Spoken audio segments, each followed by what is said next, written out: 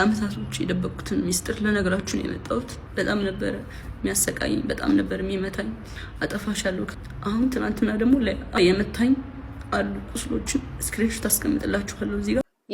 አካውንቷን አንተ ነው ያዘጋኸው? ደደብ ሰው እኮ ነው እንደዚህ የሚያስበው እኮ። የፌዴራል የመጀመሪያ ደረጃ ፍርድ ቤት የምትሰሩ ዳኞች የሴቶች ሰቆቃ ይቁም። መቀጠል የሰውዬ ይጠይቅልን። ሰላም ቤተሰብ እንዴት ናችሁ? ነው ያለው ክብሩ ይስፋ ጆሴፍ ነኝ። እንደተለመደው በአዳዲስ በወቅቴና በአነጋጋሪ ቪዲዮዎች መጥቼላችኋለሁ።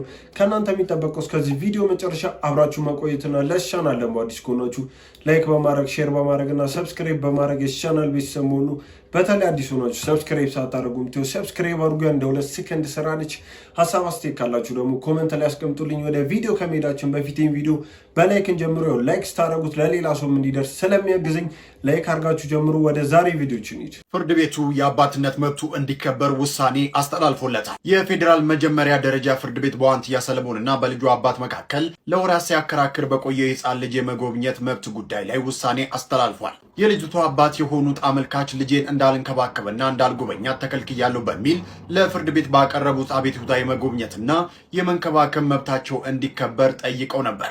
ተጠሪ ዋንትያ ሰለሞን ለቀረበባት ክስ በሰጠችው ምላሽ አመልካች ከዚህ ቀደም አባትነቱን ክዶ ሲከራከር እንደነበርና በወቅቱ በገንዘብ እጥረት ምክንያት የዲኤንኤ ምርመራ ባለመደረጉ መዝገቡ ተዘግቶ እንደነበርም አስታውሳለች። አክላም አመልካች አባትነቱን በሕግ ሳይረጋገጥ ያቀረበው ጥያቄ ተቀባይነት የለውም፣ ልጇን በአግባቡ እየተንከባከበች እንደሆነና ህፃኗን የሚጎዳ ምንም አይነት ተግባር ወይንም ቪዲዮ እንዳልሰራች፣ አባትነቱን ክዶ የቆየና ቀለብ ቆርጦ የማያውቅ ሰው ህፃኗን እንዲጎበኝ መፈቀዱ ለልጅቷ ደህንነት ተገቢ አይደለም የሚሉ ነጥቦችን በማንሳት ክሱ ውድቅ እንዲደረግላት ተሟግታለች። ጉዳዩን ሲመረምር የቆየው የንፋስ ስልክ ላፍቶ ምድብ 4ኛ የቤተሰብ ችሎት የግራና ቀኙን ክርክር ከመረመረ በኋላ የሚከተለውን ውሳኔ አስተላልፏል። አንደኛ፣ የአባትነት መብት አመልካች የልጅቷ አባት ከመሆናቸው አኳያና የህፃናት መብት ወላጆቻቸውን የማወቅና የመንከባከብ መብትን የሚደግፍ በመሆኑ አባትየው የመጎብኘት መብት አላቸው። ሁለተኛ፣ የማስረጃ እጥረት ተጠሪ ዋንትያ አመልካች ልጃቸውን እንዳይጎበኙ የሚያደርግ በቂ የሰነድም ሆነ የሰው ምስክር ማስረጃ አላቀረበችም። ሶስተኛ፣ የጉብኝት መርሃ ግብር አመልካች ዘወትር እሁድ በሳምንት አንድ ጊዜ ልጃቸው በሚኖሩበት የተጠሪ ቤት በመሄድ ከጠዋቱ 4 ሰዓት እስከ ምሽቱ 11 ሰዓት ድረስ የመጎብኘትና የመንከባከብ መብት እንዲኖራቸው ፍርድ ቤቱ ወስኖላቸዋል። አትኮ ጣምታቶ ቢጠይቅስ ወንድ አይደለም ቢጠይቅስ ጠይቂያለሁ ብትልስ ጣምታና እንደው ሙልጅ ጋር ጣምታ ቢጠይቃት ወንድ እኮ ነው። ሴት ልጅ አዲስ ነገር አለ የነበረ ያለ የሚኖር ነው። ይሄ እንደነውር አይደለም፣ እንደነውር የሚቆጠር ነገር አለ። ቢደፍራትስ ደፍራት ብትሆንስ በቃ ይሄ ያልሆነ ነገር የሆነ ነገር ይሁን ያልሆነም የሆነም ቢሆን እንኳን በቃ በማነጋገር ነው፣ በማሳመን በመቻቻል ነው እንጂ እንደዚህ በመገፋፋት እንደዚህ በመገፋፈጥ አንዳችሁ ለአንዳችሁ አይደለም። ነስ የካንሶሞ የፌዴራል የመጀመሪያ ደረጃ ፍርድ ቤት የምትሰሩ ዳኞች ስፔሻሊ ደግሞ ንፋስ ስልክ ላፍቶ ምድብ 4 ቤተሰብ ችሎት ላይ የተሰየማችሁ ዳኞች አንደኛችሁን እኛ ከደፋሪ ጎን ነው የምንቆመው ብላችሁ አላማችሁን በግልጽ ለምን አትነግሩን? እንዴት ነው የ12 ዓመት ልጅን ደፍሮ ያስወለደ ወንድ ለአባትነት ብቁ የሚሆነው? እንዴት ነው የ12 ዓመትን ልጅ ደፍሮ አስወልዶ እንደገና ክዶ ቀለብ ስጥ አሳድግ ሲባል ክዶ የቆየ ወንድ ለአባትነት አሁን ላይ ብቁ የሚሆነው? በምንስ ህግ ነው በነፃ እየሄደ ያለው?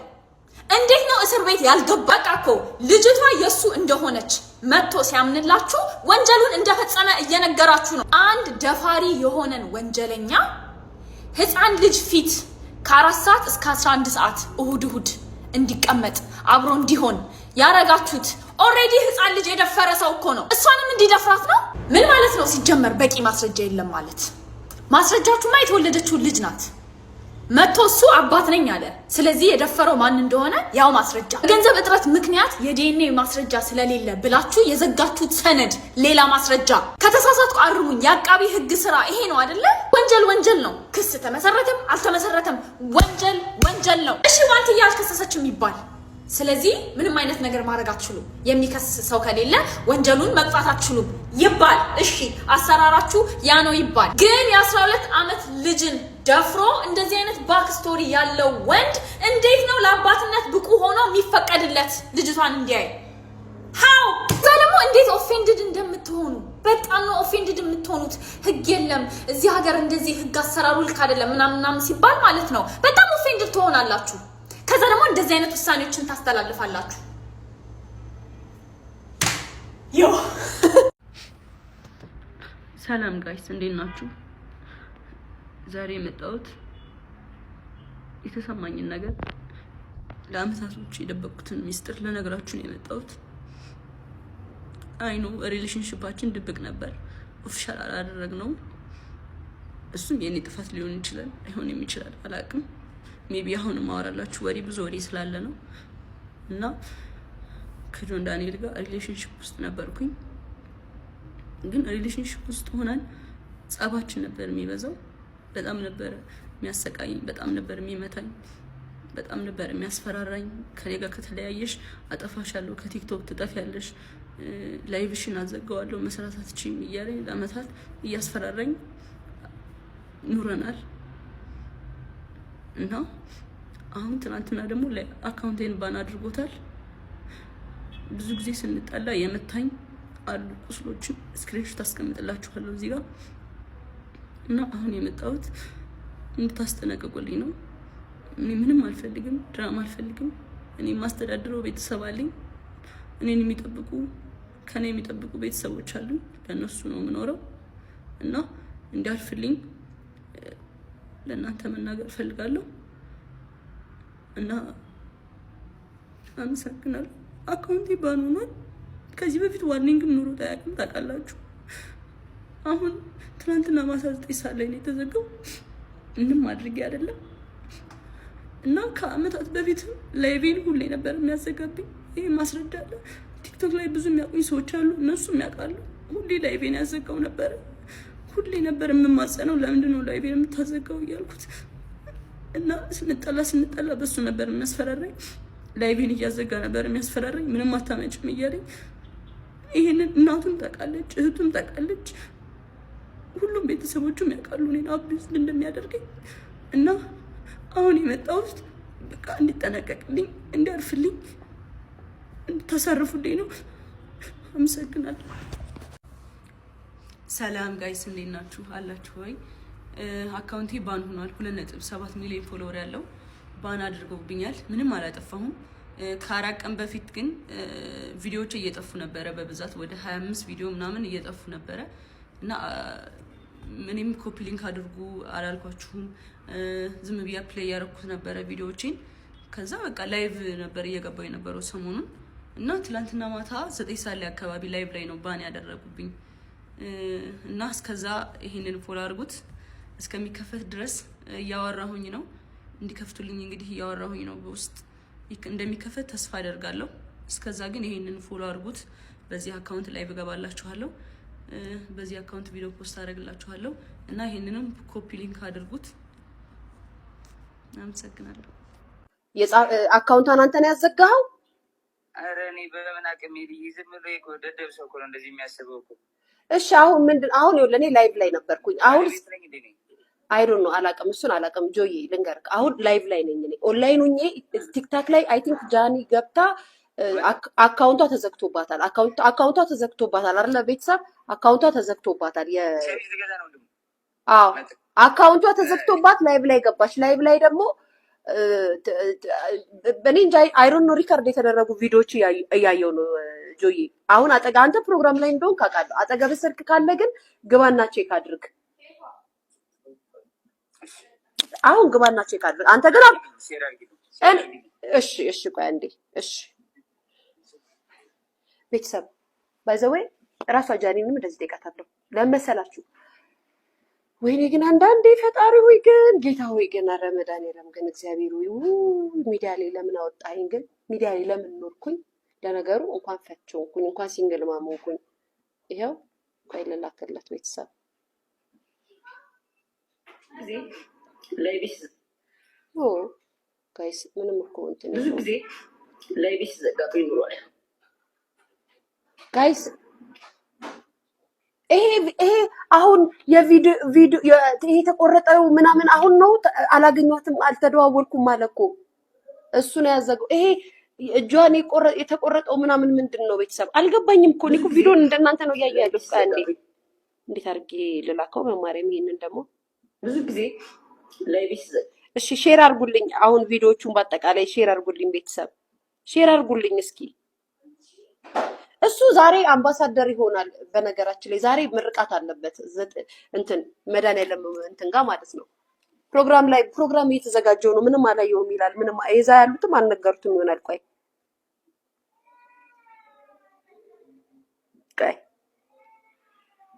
ቤተሰብ ቆይ ምንድን ነው ጋይስ? እኔ አሁን እዚህ ጋር ሌላ የቆየ ነው። ምኑ ቪዲዮ ነው የቆየው? ማሬ አልገባኝም። እኔ ብዙ ጊዜ ላይቭ ዘጋብኝ ብሏል። ብዙ ጊዜ ላይቭ እንዴት አድርጌ ልላክልህ? በእናትህ እምቢ አለኝ ይሄንን ቪዲዮ ልልክ። ጋይስ አሁን እኔ ምንም እኔ ምንም የማውቀው ነገር የለም። ላይቭ ላይ ነኝ። ተይው አውቀው ነው። ምክንያቱም እሱ ዛሬ አምባሳደር የሚሆንበት ቀን ነው። ምርቃት አለበት፣ ፕሮግራም አለበት። የሆነ አምባሳደር ሊሆን ነው። አካውንት ተዘግቶ አልገባኝም። የ2004 የቆየ ነው እና 2024ማ ቦይፍሬንድ ምናምን አልነበሩ እንዴ ታዲያ? በፍቅር እያሉ ጋይስ እኔም ብድሮ በፍቅር እያለው ሰውዬው የቀጠቀጠኝ ላውጣ እንዴ? እንደዚህ ምናምን ያውላልቀኝ ያን ሁሉ ታሪክ ደብቃለት። አረ ያሳፍራል እኮ የምሬን እኮ ነው። አንዲት ሴት እኔ ጃኒ አንቺ የሴት ልክ ነሽ እያልኩኝ አንዲት ሴት ይሄንን ነገር አትደብቅም። ጃኒ የሴት ልክ ነሽ አንደኛ ነሽ እያልኩኝ ሰው እዚህ ጋር በምታዩት ምናምን ማንንም ሰው ጀጅ እንዳታደርጉ። እውነተኛ ማንነት ያለሽ ሴት ነሽ አንቺ። አዶናይ አንቺን ስላገኘ ነው ሊደሰት የሚገባውሽ። በዚህ አጋጣሚ ምነግርሽ አንቺ ነሽ ለአዶናይ ብርቁ፣ እሱ አይደለም። አንቺ ምርጥ ሴት ነሽ፣ በቃ ምርጥ ሴት ነሽ። ጆን ዳንኤል ደግሞ ቦርኮ ነው እያልኩ ነው። እኔ ደግሞ በቃ ታሳፍራለህ። አይደረግም እንደዚህ በሳሜ በሪሌሽንሺፓቸውማ አዶናይ እኮ በጣም አሁን እንደሚወዳት በጣም ሃፒ እንደሆነ እሷን እንዳገኘ እሷን ስላገኘ ደስተኛ እንደሆነ ነው የምናየው። እና ችግር ይመጣል ብለን አናስብም። በዚህ እንኳን እሱን ፓርት ለማለት አይደለም። ብዙ ሰው አዶናይን ስላገኘች ደስተኛ ናት ምናምን ስለሚል ነው የሆነ እሱ እንደሆነ እንትን ስለሚታሰብ እሷ የምድራችን ምርጥ ሴት ናት እያልኳት ነው። ይሄ ነገር ከደረሰሽ ጃኒ አንቺ የምድራችን ምርጧ ሴት ነሽ እያልኩት ነው። እኔ ደግሞ ማንም ሰው ይሄንን ደብቆ አይቀመጥም። ማንም ሰው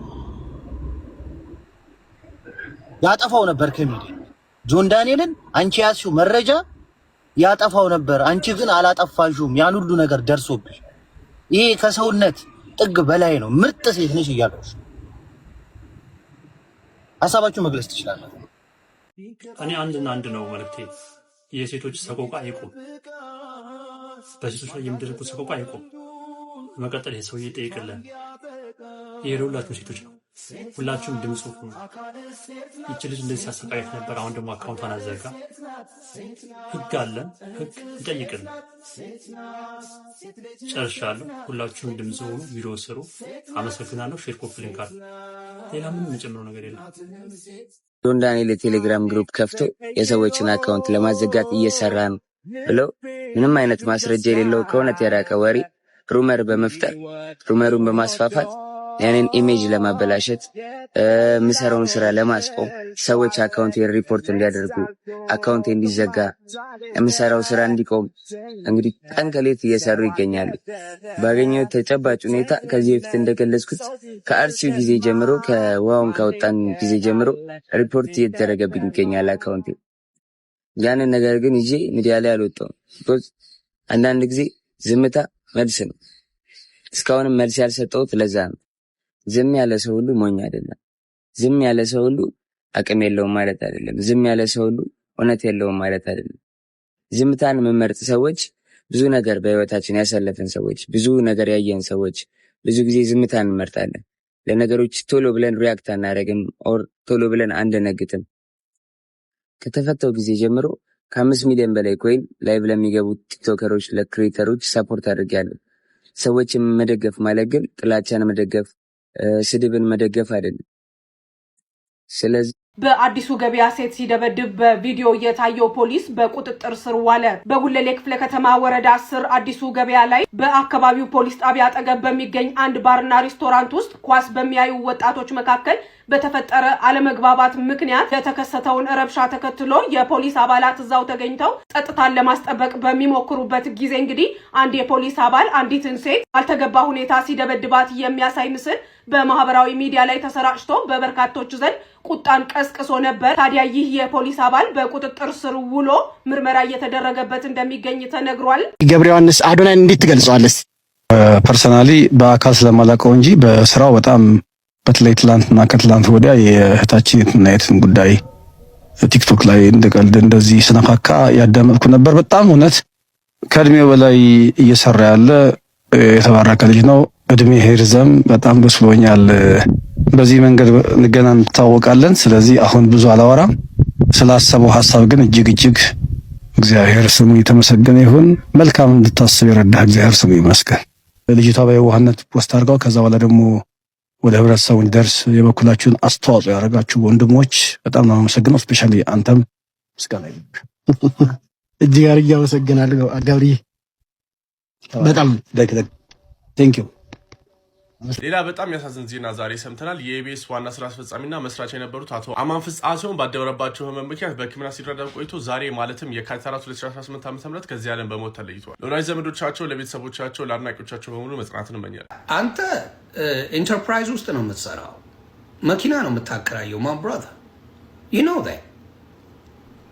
እስከ ዛሬ ይህንን ዘግቤው አላውቅም። ለምን አበሻን እስካልበላ አበሻን እስካልነካ ድረስ እኔ ምንም አይመስለኝም። የፈለከውን ብታረግ ቼክ ዚስ አውት። የአንዱን መኪና በአንተ ስም የሆነውን ሊብሬ አውጣ። የመኪናን ታይትል እንዲህ የኪራይ መኪናውን የሚከራየውን ኢንተርፕራይዝ የምትሰራውን በስም ያለውን የአንዱን መኪና የጂዋገኑን ይሁን ሮይስ ሮይስ አለኝ ብላ ሌሎችም አንዱን ታይትል አውጣና አሳየን። ሲምፕል አዝ ዛት። ኢንተርፕራይዝ ነው። የካምፓኒ መኪና ነው፣ የሚከራይ ነው። መጥቶ ሾፍ ያደርግበታል። ይሄ ሰገጤ ህዝብ ደግሞ ምን ያደርጋል? ይህን ነገር አይቷል። ስታክ ጎበዝ ነው ይባላል። የሆነ ነገር ይሰጣቸዋል፣ እዛ ውስጥ ይገባሉ፣ አብሮ ይጨልፋቸዋል። አሁን ምን ብሎ መጣ? ስታክ ማርኬቱ ወርዷል ብሎ 3 ሚሊዮን ዶላር ተበላው ብሎ መጣ። ትችላለህ ብሮ። ይህን ሰገጤ ህዝብ በጨለ በህይወት አይቼው ማላውቀውን ነገር አየሁ። እራት ጋብዞኝ እንደ ቀልድ 12000 13000 ድርሃም ሲከፈል አየሁ። እና ታዲያ እኔ እኮ የደሃ ልጅ ነኝ እና ላይ ገርመኝ ነው እንዴ? አይደለም 13000 ድርሃም እኮ 700,000 ብር ማለት እኮ ነው። ላይ ገርመኝ ነው። 10,000 ሲከፈልም ያመኛል። እንኳን ሌላው አይደለም እንደ ህፃን ልጅ ነው የቦረኩት። ይሄን ነገር ደግሞ ተናግሬያለሁ። እውነቴን ነው። እንደተወለደ ህፃን ልጅ ነው ደስ ብሎኝ የቦረኩት። እሺ ለምን ከኤቢ ጋር ቪዲዮ ሰራህ ነው? እና የወርቅ በርገር እየበላው ላልሰራ ነው? እንኳን እሱ ከሌላ ዝም ብዬም እሰራለሁ እኮ እውነት ለመናገር እውነቴን ነው። ማንም ሰው ቢሆን የሚያደርገውን ነገር ነው ያደረኩት። ሌክዠሪ ካር ውስጥ ሲያስገባኝ አዎ አይቻል አቅም አዎ ሰራው። ስለ ጌጤ መኪና እኔ ምንም የማውቀው ነገር የለም።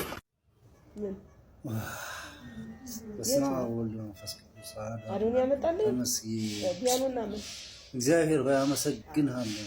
ክብር ልጄ መናገር ጀመረልኝ። አሁን ሲያወራ ደስ አለኝ። እግዚአብሔር ለዚያ በቃኝ መድኃኒዓለም ክብር ለአንተ አመሰግንሃለሁ። ለዘላለም አመሰግናለሁ። ስላረክልኝ ብቻ አይደለም እንዲሁ አመሰግናለሁ። አምላኬ ሆይ እንዲሁ አመሰግናለሁ። እመቤቴ ቅድስት ማርያም የጌታ ኢየሱስ ክርስቶስ እናት ከልጅ ከወዳጅሽ ጋር ያደረግሽውን ነገር ላንቺ ማመሰግንሽ ጊዜ ሰዓትም ደቂቃዎች ሁሉ ያንቺን ማመስገኛዎች ናቸውና ክበሪልኝ የኔ ጌታ ኢየሱስ ክርስቶስ ክበርልኝ። የፈጠርከኝ ሰው እንዲሆን ሰጥተኸኛልና አሁን ሰው አድርግልኝ። አመሰግናለሁ። ትላንትና አዶናይ የዘማሪ ገብረ ዮሐንስ ገብረ ጻድቅን ቻሌንጅ እናስጀምር መኪና ከነሹፌሩ የሚል ነገር ቻሌንጅ ለማስጀመር እንቅስቃሴ ጀምሯል። ይሄ ልጅ አዶናይ በነገራችን ላይ ማለት ነው የኢትዮጵያን ሕዝብ ቻሌንጅ እያደረገው ነው ያለው። ምን አይነት የተሳሳተ መንገድ ላይ እንዳለን እንደ ህዝብ ማለት ነው እንደ ህዝብ ጀግኖችን መፍጠር እንዳቃተን ምልክት ሆኖ እያሳየን ነው። ዘማሪ ገብረ ዮሐንስ ገብረ ጻዲቅ በነገራችን ላይ ኦርቶዶክስ ቤተክርስቲያን ዘማሪ ነው። ኦርቶዶክስ ቤተክርስቲያን በነገራችን ላይ ተከታዩዋ ከ50 እስከ 70 ሚሊዮን ይገመታል። ይሄን ያህል ትልቅ ምናልባት እኮ ይሄ የህዝብ ብዛት የተለያዩ አፍሪካ ሀገሮች ብንሄድ እኮ 10 አፍሪካ ሀገር መሆን ይችላል። ይሄን ያህል ህዝብ ያለው እምነት ዘማሪ ይሄ ዘማሪ መኪና የለውም። አስቡት እንደው ዝም ብዬ በለውሳ ዝም ብዬ ስጠይቅ ጎግል ላይ ሰርች ሳደርግ ከ150 ያላነሰ መዝሙር ሰርቷል። አብዛኞቹ መዝሙሮች በሚባለው ደረጃ በሁሉም ቤት ተሰሚነት አላቸው፣ ይደመጣሉ። ይሄንን የሚያክል ተጽዕኖ የሚፈጥር ዘማሪ በእግሩ ነው የሚሄደው፣ ላውም አይነ ስውር ሆኖ ማለት ነው። ይሄን ቤትም የለው ይሆናል። አስቡ ምን አይነት ሰዎችን እያነገስ ምን አይነት ሰዎችን ቀብረን እንደምንኖር ተመልከቱ። እርግጠኛ ነኝ ይሄ ልጅ የሚሰራቸው መዝሙሮች አይደለም በኦርቶዶክሶች ብቻ አይደለም በሌሎች እምነቶች ባሉ ሰዎችም ሊሰሙ የሚችሉ ናቸው። ይሄንን የሚያክል ትልቅ ሰው ይሄንን የሚያክል ጀግና በእግሩ እንዲሄድ አድርገን እነማንን መኪና ውስጥ እንዳስገባን እንመልከት እስቲ። ራሳችን እንታዘብ። ተምሬ ነው የሚሰሩ ሰዎችን እንሰርቃቸዋለን፣ ለማይሰሩት ወስደን እንሰጣለን። ይሄን ልጅ እኮ ካሴቱን መግዛት ብንችል ሲዲዎቹን መግዛት ብንችል ዛሬ የሚኖረው ኑሮ አይኖርም። ዩቲዩብ ላይ ሄጄ አየሁት ያለውን ተከታይ ብዛት የሱን ፔጅ ማለት ነው 49000 150 መዝሙሮችን የዘመረ ሰው ዝም ብሎ ራንደም ነው በነገራችን ላይ ከዚህ የበለጠ ሊሆን ይችላል። እና የተለያየ አገልግሎት ላይ መገኘት የሚችልን ሰው እድሜ ልኩን ለዚህ ለሃይማኖቱ ዲቮት ያደረገ ሰው እኛም አንከተልም። ግን አንዲት ሴት ማለት ነው ሰው እርቃኗን ወጣ እንዲህ ስለደነሰች እሷን እንከተላለን። በሚሊዮን ሰዎች ይከተላል። እርስ በርስ የተሰዳደቡ ሰዎች ማለት ነው ትዳራቸውን በ6 ወር ውስጥ ፈተው የመጡ ሰዎችን የሆነ ኮንስፓይረሲ ቲዮሪ ስላለ በአንድ ግር ብለን 300,000 ሰው 400,000 ሰው እንከተል። ምን ነካል? ከዚህ እንማር። ለማንኛውም አዶናይ ይዘው የመጣው ቻሌንጅ እንደ ህዝብ ማለት ነው እንድንነቃና አደረገ። አሁን ታንኪዩ ለዚህ ነው በነገራችን ላይ ይሄንን ልጅ የማየው ሂል እንድናደርግ ነው እንደ ማህበረሰብ ሂል እንድናደርግ የሆነ ፖይንት ነው እያሳየን ያለው። ዛሬ ለዘማሪ ገብረ ዮሐንስ የተደረገውን ነገር አይደለም ማየት ያለባችሁ፣ ሊደረግ የታሰበውን ነገር ማድረግ አይደለም ያስባችሁት። እንዴ አጠገብ ያሉ ሌጀንዶች እንዴት እየኖሩ ነው? ለምንድን ነው እንዲህ አይነት ኑሮ ለነሱ የሚገባው? ለጸሐፊዎች፣ ለደራሲዎች፣ ለኢንጂነሮች፣ ለዶክተሮች ትልልቅ የሆኑ ስራዎችን ለሚሰሩ ሰዎች ለምንድን ነው ባሉ ማንስተው? አንድ እኮ ማለት ነው ጂኒየስ የሆነ ኢንጂነር የሆነ ቢሮ ውስጥ ብትገቡ ሁሉንም ቢት የሚያደርገው ማለት ነው ስራ አጥ ነው። እሱን በጥቅል ብሎት ምናምን ነገር ተገፍቶ ነው ማለት አሳፋሪ። አንድ ሌባ ደግሞ ማለት ነው አጭበርባሪ በቃ በስልጣን እየተከመረለት አናት ላይ ወጥቶ ይዘውራል። እሱ የፈጠራት ሀገር ነች ኢትዮጵያ የምትቀጥለው ማለት ነው። ቢያንስ በዚህ በብልጽግናው ዘመን ውስጥ ይሄ ነገር ለአንዴ ለመጨረሻ ጊዜ መሰበር አለበት። ሰዎች በስራቸው ልክ ተመዝነው የሚገባቸውን ኑሮ መኖር አለባቸው። ሌቦች፣ አጭበርባሪዎች ማለት ነው ከእንግዲህ በኋላ ይብቃችሁ ሊባሉ ይገባል ባይ እኔ ያ ነው የታየኝ። አመሰግናለሁ። አዶናይ እወድሃለሁ። ኢትዮ ስታንቡልንም አመሰግናለሁ። ብርሃነ ሰላም ጤና ይስጥልኝ። ዶክተር ሽቢቆም ነኝ። ልዑል የልብ ቀዶ ሕክምናውን አድርገን እንዳጠላቀቅን ይታወቃል። ዛሬ ደግሞ እንደምታዩት ከኋላዬ የአይሲዩ ህሙማን ክፍል ያለውን ሕክምና እየጨረሰ እየጠረቀ ያለበት ጊዜ ስለምንገኘው ማለት ነው። አሁን ባለበት ደረጃ የምናየው እዚህ ከንፈሯ አካባቢ እጇ አካባቢ የነበሩት መጠቋቆሮች ጠፍተው ቀይ ልጅ ሆኗል ማለት ነው። ይሄ የሚያሳየው የሰርጀሪውን ውጤታማነት ማሳያ አንዱ መንገድ ነው ማለት ነው። በሂደት ደግሞ እያገገመ ሲመጣ በእንቅስቃሴ የሚታዩ ለውጦችን ደግሞ የምናያቸው ይሆናል ማለት ነው። በነገው ዕለት መጀመሪያ ተኝቶ የነበረበት ክፍል ውስጥ ይመለሳል ብለን ተስፋ እናደርጋለን። አሶድ እመጣለሁ፣ አብረን እንጫወታለን። በቅርቡ ደግሞ ወደ ቲክቶክ እመለሳለሁ።